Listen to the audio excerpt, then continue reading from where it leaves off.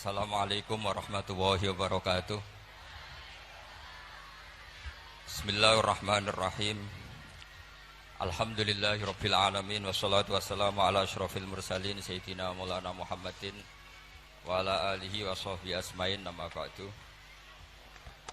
Yang sangat saya hormati panjenenganipun Kyai Haji Abdul Ubab, nggih, guru kula, nggih, sederek kula. Nggih, wonten Kyai Haji Majid Kamil atau Gus Kamil, wonten Kyai Haji Ustukhri, Kyai Haji Ahmadi sedanten pengurus Pondok Al Anwar II, wonten Gus Zaki, Gus Raihan sedanten para guru-guru. Kula diutus kalian guru kula Kyai Haji Abdul Ubab untuk memberi tausiah di acara Maulid ini. Saya mohon adik-adik tenang, hanya 20 menit mawon. Karena saya memang enggak terbiasa pengajian umum. Biasa ngaos teng dampar, nek ngerpek ora digampil. Begini gitu.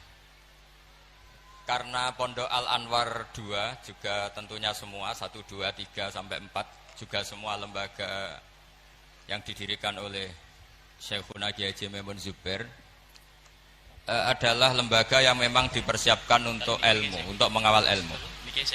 Sebagai wirasah nabawiyah, sebagai warisan Rasulullah Shallallahu Alaihi Wasallam. Maka saya minta anak-anak juga, adik-adik baik yang lelaki maupun perempuan, jagalah kepastian ilmu. Saya ulang lagi, guys, jagalah kepastian ilmu. Karena lewat kualitas ya, argumentatif itu kita bisa mempertahankan wirasah nabawiyah. Kalau beberapa kali ngisi acara di Jogja, memang saya sampai sekarang ngajar di Jogja, itu pernah ketemu pakar matematika. Niku hitung-hitungan, niku cepet model nganggo hitungan pondok. Misalnya kalau mereka bilang 2,5%, 2,5% dari 100, atau 1/20 dari 100, atau 1/10 dari 100. Itu kalau di hitungan Arab, karena Arab itu dulu ummatun ummiyah, umat yang ummi, itu Islam datang dengan matematika yang mudah sekali. Kita tahu misalnya dalam bab zakat, misalnya 2,5% dibahasakan rubu'ul usyur, karena bertahap. Ini untuk adik-adik ya kan. Jadi misalnya 100, 1/10-nya berarti berapa? 10.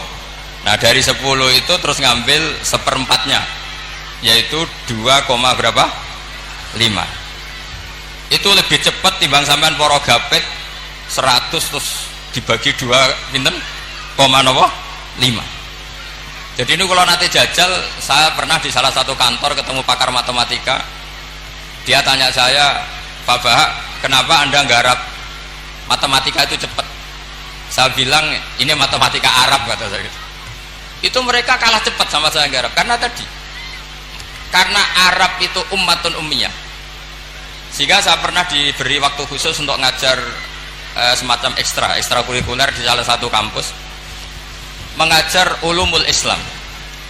Itu yang diantara yang saya ajarkan itu ngitung cepat, berhitung cepat.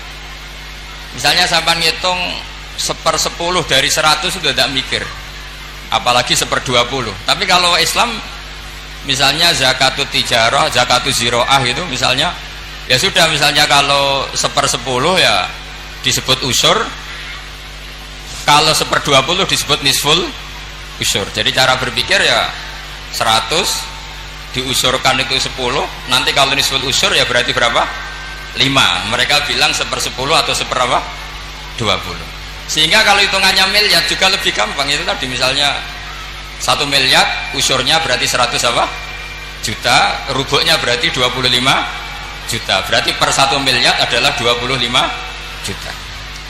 Nah ini penting saya utarakan supaya Anda bangga dengan apa yang Anda pelajari di Pondok Pesantren Sarang. Jadi pastikan semua ilmu itu al-bayinah. Al-bayinah itu argumentatif secara jelas.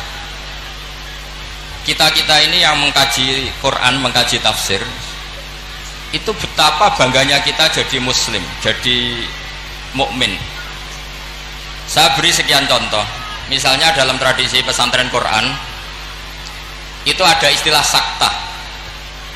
Dan alhamdulillah tadi saya tahu betul di sini alhamdulillah sekarang ada Gus Rokib, ada istrinya Gus Roji yang mengampu tahfidz. Saya senang sekali karena semua ini keluarga saya, dan saya sama Gus Bab itu buyut saya kandung itu Mbah Maimunah, Mbak Yunya, Mbah Bedowi. Jadi senang sekali kalau di sini juga ada tahfidz, di Pondok Anwar juga ada garwanya Gus Naji, garwanya Gus Kamil. Saya mohon selain diajarkan syarat talaqi atau musyafahah dalam bahasa pesantren, juga diajarkan kepastian hukum pentingnya sakta, supaya orang tidak ragu lagi bahwa kita ini tidak kayak seremonial, memang benar-benar bihujjatin ilmiah, atau kalau istilah para nabi, kul inni ala bayyinatin mir rabbi, benar-benar argumentatif. Sakta itu dimaksudkan adalah kalau ibarat sastra itu taktek itu memotong. Jadi misalnya begini, yang paling terkenal tentu alhamdulillahilladzi anzala ala abdil kitaba wa lam yaj'al lahu iwaja. Terus disaktah qayyimah. Andai kan tidak ada sakta maka bacanya gini, walam yaj'al lan ora gawe sapa Allah lahu ing Quran, ora digawe iwajan ing bengkok. Qayyiman ya ora digawe jejeg. Itu kan jadi kacau.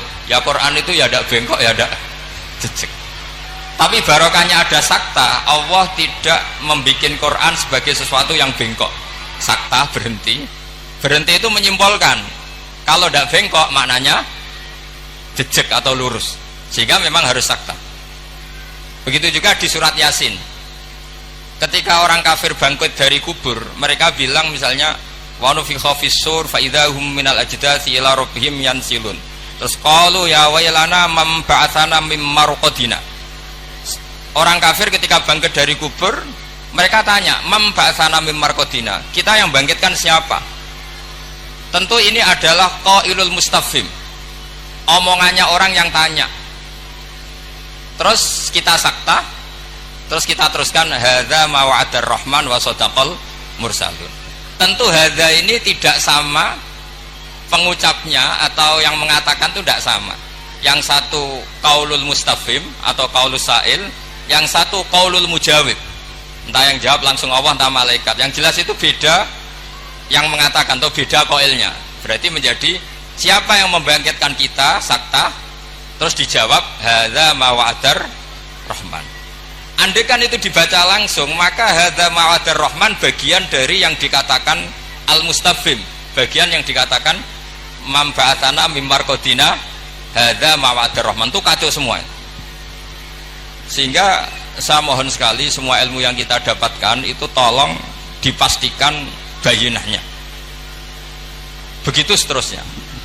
Dulu Syekhina Kiai Haji Maimun Zubair itu sering gojlok, yasinan kok ora roh wakaf, itu kata beliau. Beliau itu paling enggak seneng kalau santri yasinan gini misalnya, fala yazunka qauluhum inna na'lamu ma yusirun, itu enggak seneng sekali beliau. Karena tentu maknanya itu fala yahzunka qauluhum Muhammad, kamu jangan risau oleh apa yang mereka katakan. Kalau kamu baca langsung inna na'lamu itu jadi makaulul kaulnya kauluhum. Yang mereka katakan adalah inna na'lamu ma yusirruna wa ma yu'linu. Itu tentu kacau, secara makna kacau. Yang benar adalah fala yahzunka qauluhum, kita wakaf. Kamu jangan gelisah oleh apa yang mereka katakan, yaitu mereka berkomentar bahwa Rasulullah tidak nabi, Rasulullah majnun, Rasulullah sahir. Kenapa kamu gak perlu susah? Karena inna na'lamu ma yusirruna wa ma yu'linun. Jadi inna na'lamu itu tasliyatun minallah, Allah menghibur nabinya, kamu gak usah susah Muhammad. Terus yang ketiga misalnya menyangkut maulid, atau menyangkut musofahah setelah salaman, atau wiridan setelah salaman. Itu di kota itu biasa dikritik, apa dalilnya salaman setelah sholat, apa dalilnya maulid. Anda sebagai pengikut ahli sunnah yang ala aswaja atau ala Islam Nusantara kalau bahasanya NU, saya juga sering dibully, Islam Nusantara itu apa Pak Ba? Apa terus menjadi firqah 73 menjadi 74 karena ditambah Islam apa? Nusantara. Begini loh logika Islam Nusantara itu. Di komunitas internasional itu kalau tidak Syiah itu dinamakan Sunni. Seorang lagi ya, di komunitas internasional itu kalau tidak Syiah disebut apa? Sunni. Sehingga misalnya perang Syiah Houthi sama Arab Saudi ya disebut Syiah versus apa? Sunni. Jadi Wahabi itu dalam dunia internasional disebut apa? Sunni, setidaknya dalam bahasa jurnalistik. Tapi kita dengan Sunni Wahabi itu banyak perbedaannya. Misalnya mereka anti wasilah, kita percaya apa? Wasilah. Tapi sama-sama dalam ikramus sahabah, sama-sama menghormati apa? Sahabat. Saya teruskan bayinah tadi. Sehingga orang-orang Islam kota yang Sunni Aswaja, itu mereka sering tanya, kalau setelah salam orang nyalakan HP boleh enggak? Ya boleh kan. Orang kalau misalnya mau ke kamar mandi boleh enggak? Boleh. Orang mengambil tasnya boleh enggak? Boleh kan. Kenapa salaman menjadi enggak boleh? Bedanya apa dengan nyalakan apa? HP. Semenjak itu ya mereka mikir gitu. Ternyata mereka tasdid atau takalluf. Cara beragama itu takalluf, semuanya harus panduan dari Rasulullah SAW. Maka saya minta tradisi keilmuan di Pondok Sarang itu harus terjaga. Apapun pilihan ilmu itu harus ala bayinah, harus benar-benar jelas. Cara wong Jawa jelas welo-welo. Karena itu kecakapan Rasulullah SAW. Dulu saya berkali-kali cerita, dulu orang kafir itu sangat nganggep Rasulullah itu aneh karena mengajak ke satu Tuhan.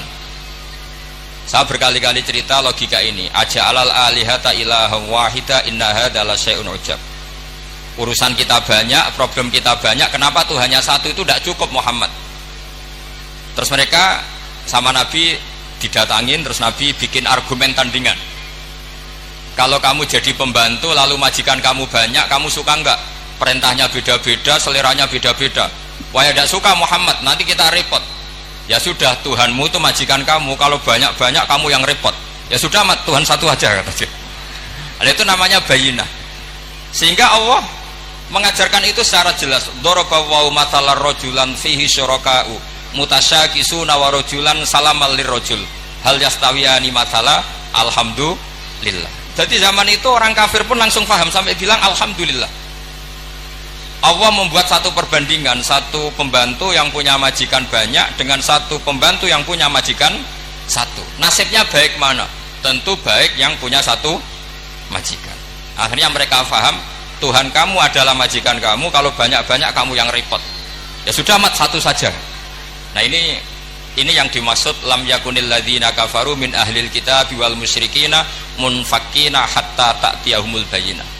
Ahli kitab apapun ngototnya pada keyahudian atau kenasronian itu tetap infikak, tetap akan tercerabut ketika ta'tiyahumul bayyinah, ketika datang penjelasan yang jelas, corong Jawa jelas welo-welo. Makanya saya minta anak-anak yang akademik ini harus menerima ilmu secara bayyinah. Saya masih ingat Mbah Mun itu ketika ditanya, ya jenengan damel kurikulum, maka bocah rapati so ngaji Wahab, ngaji Mu'in. Kata Mbah Mun, sing ngaji tenanan yo ben ning Karangmangu. Saiki roh mondok sithik-sithik jamaah mbek ngaji mbek ora roh blas apik endi? Ya apik rondok ngaji. Ya wis berarti ya apik kurikulum kata dia. Artinya ya logikanya jelas.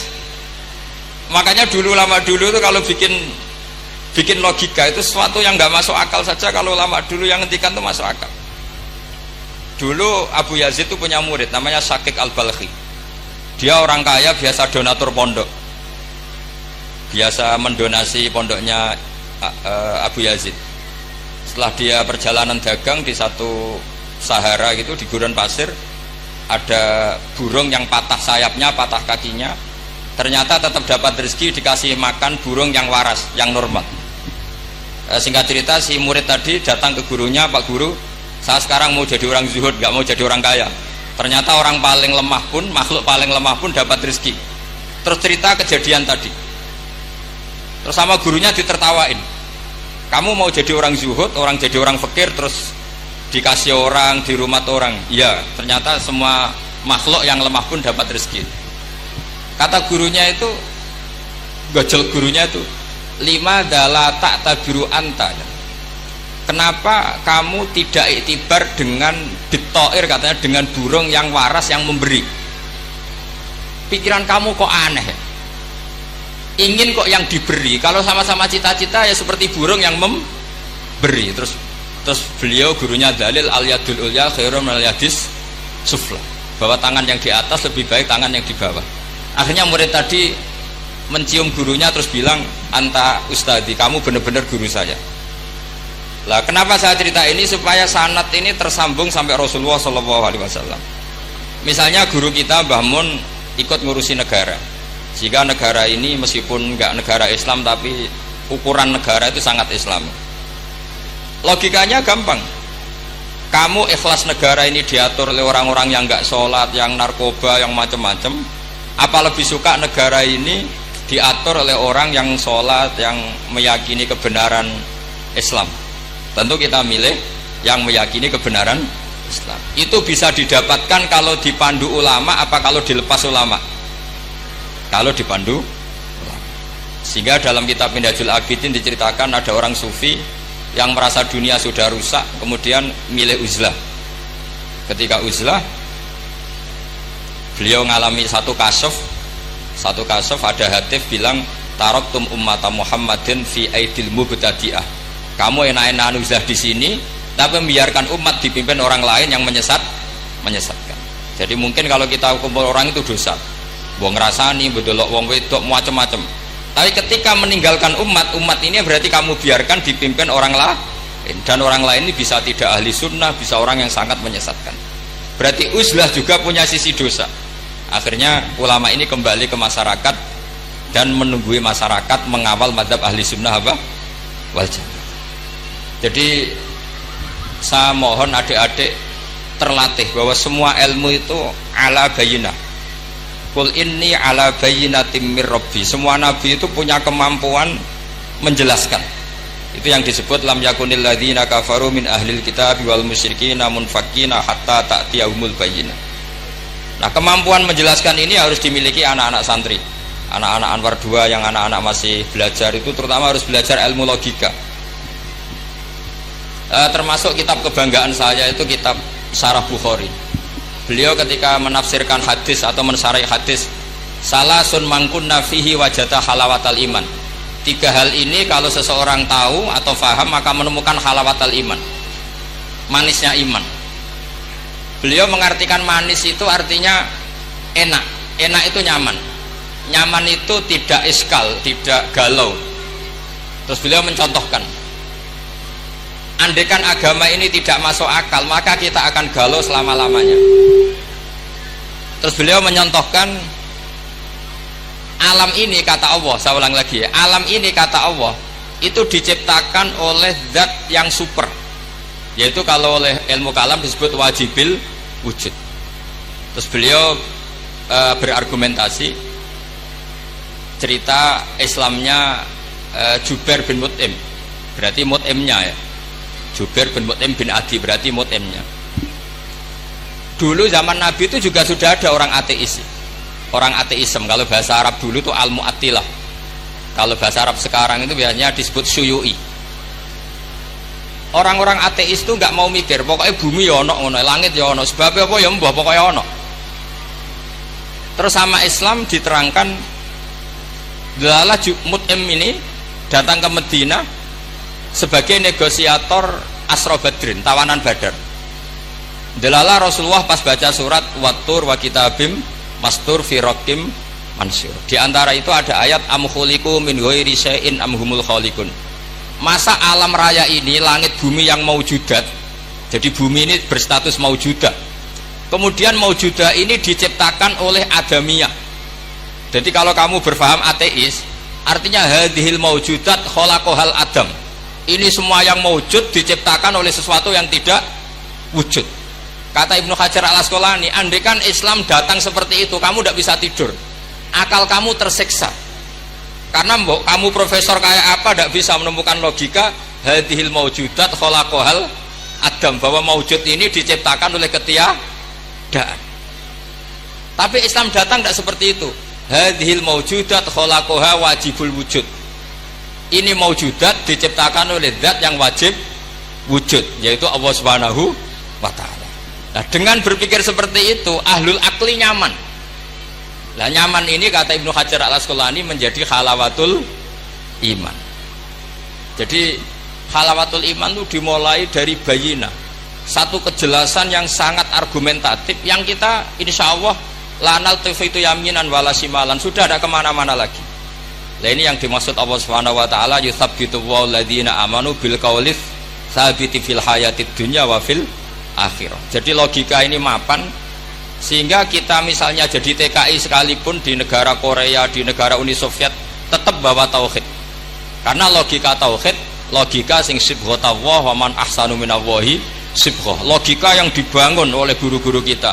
Zaman anak-anak sekolah di musola, zaman TPQ, TPA, semuanya dibangun bahwa di antara sifat Allah pertama adalah sifat wajibil wujud.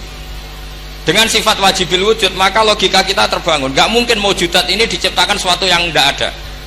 Pasti namanya yang ada, faktornya ya ada, bukan tidak ada.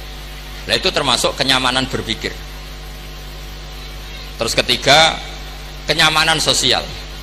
Agama ini mengajarkan baik sama orang tua, takdim sama guru, sayang sama anak-anak, sayang sama yang lemah. Makanya kata ulama-ulama dulu, laulam yakun ma jaa bihi Muhammadun dinan lakana fi aqlin nasi hasanan. Kalau saja yang dibawa Muhammad tidak di atas namakan agama, itu pun menurut logika akal sesuatu yang baik. Karena agama ini hanya mengajarkan yang baik-baik saja. Jadi saya kira demikian. Pokoknya saya minta seminta-mintanya tradisi keluarga sarang bahwa semuanya bil ilmi itu harus dijaga. Karena ilmu ini pula yang sebetulnya yang kita berstatus warasatul anbiya. Al ulama warasatul anbiya, dan itu tentu bil ilmi. Fa innal anbiya lam yuwarithu dinaron wala dirhaman wa innama warasu al ilma. Semua nabi itu tidak mewariskan dirham maupun dinar, tapi mewariskan apa? Ilmu. Dan ilmu yang paling pokok tadi adalah wirasa nabawiyah yang bayinah. Bayinah itu jelas welo-welo. Dengan seperti ini maka kita tidak terguncang lagi.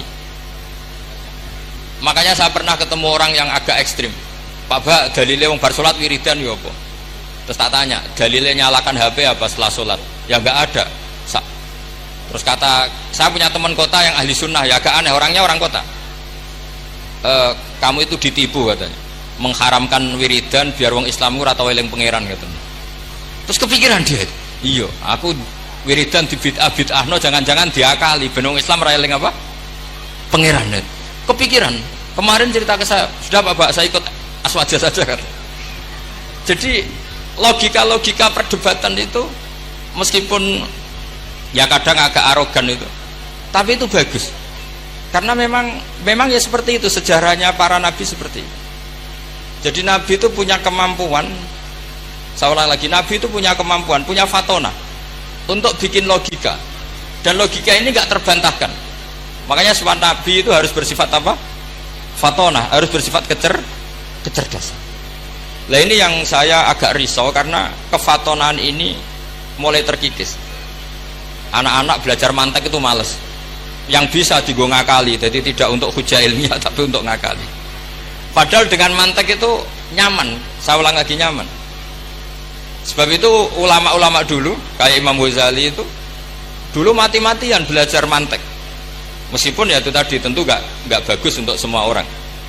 Tapi itu bagus karena untuk mengawal tadi, untuk mengawal Islam. Misalnya begini, saya pernah ditanya, Pak Baha, kenapa Islam itu menghalalkan ghanimah? Kok Islam kayak penjahat perang gitu ya, sudah musuh kalah, hartanya diambil. Persenjataannya, hartanya diambil. Terus saya tanya, andai kan ada garong ke rumah kamu, kemudian pistolnya tertinggal, apa kamu bilang monggo dipendet malih nih gadane jenengan gitu? Apa kamu sita? Oh ya saya sita Pak, nanti dipakai garong lagi. Ya kira-kira seperti itu. Kalau orang kafir senjatanya dikembalikan akan dipakai lagi. Jadi dulu selalu harus ada analogika, ada analogi. Makanya ketika Allah watil kal amsalu nadribu linnas wa ma yaqiluha ilal alimun. Semua aturan-aturan Islam itu sama Allah analogi itu dikiaskan supaya orang bisa berpikir. Kayak orang Arab dulu itu nyembah berhala, Lata, Uzza, Hubal itu disembah, padahal dari batu yang dipahat. Terus Nabi memberi contoh itu begini. Daraba wa masalar rajulaini ahaduma abkam la yaqdiru ala syai'in wa huwa kallun ala maulah Ainama yuwajjihu la ya'ti bi khair. Nabi bikin analogi gini, wahai para orang Arab, kalau saya punya pembantu yang buta, sudah buta, nggak bisa ngomong, abekam, bisu, mau nggak pembantu saya tak kasihkan kamu? Kata. Wah, ndak, Muhammad tuh merepotkan. Bagaimana bisa bantu saya? Dia buta, dia bisu. Terus kamu nggak mau Muhammad. Terus berhala kamu yang kamu sembah itu kalau tangannya protol itu yang dadani siapa? Ya saya. Kalau kotor yang bersihkan siapa? Saya. Terus Nabi Muhammad bilang gini, untuk jadi pembantu saja orang seperti itu kamu nggak mau, masa kamu jadikan apa tuh? Tuhan. Mung Tuhan kok ngerepoti itu. Mestinya Tuhan itu pantasnya direpoti, dimintain itu. Itu mereka akhirnya iman. Iya, pangeran kok ngerepoti, ono ngedusi, ono noto barang itu. Allah gampang sekali. Daraba wa masalah rajulaini ahaduma abkam. Abkam itu bisu.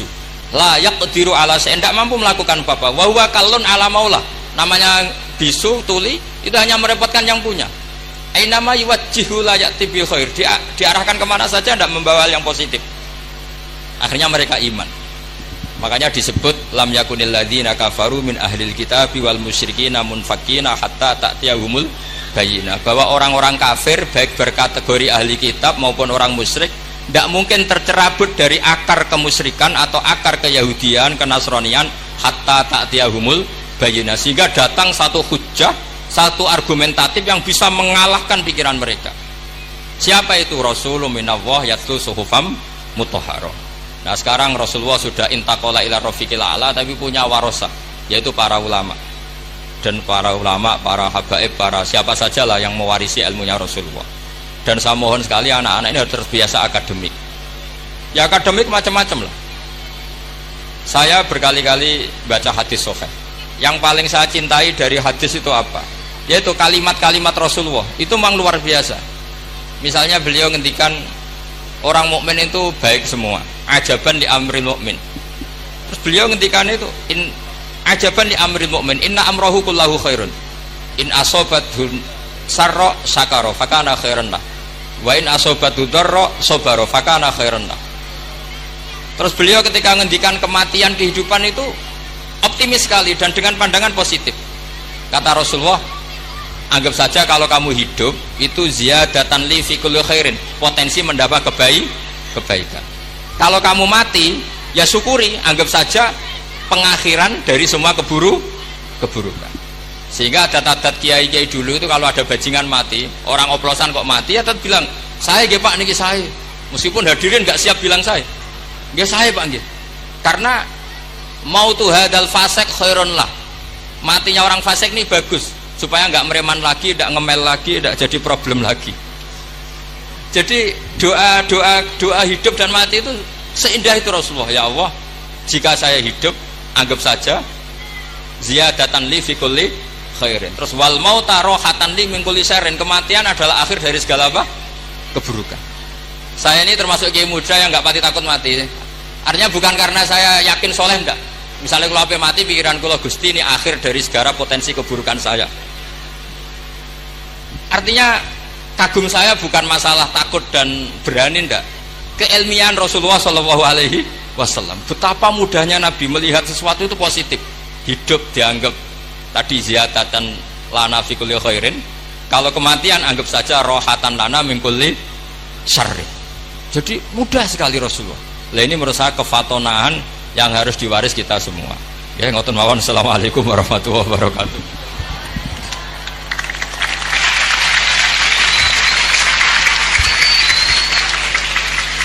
Waalaikumsalam warahmatullahi wabarakatuh.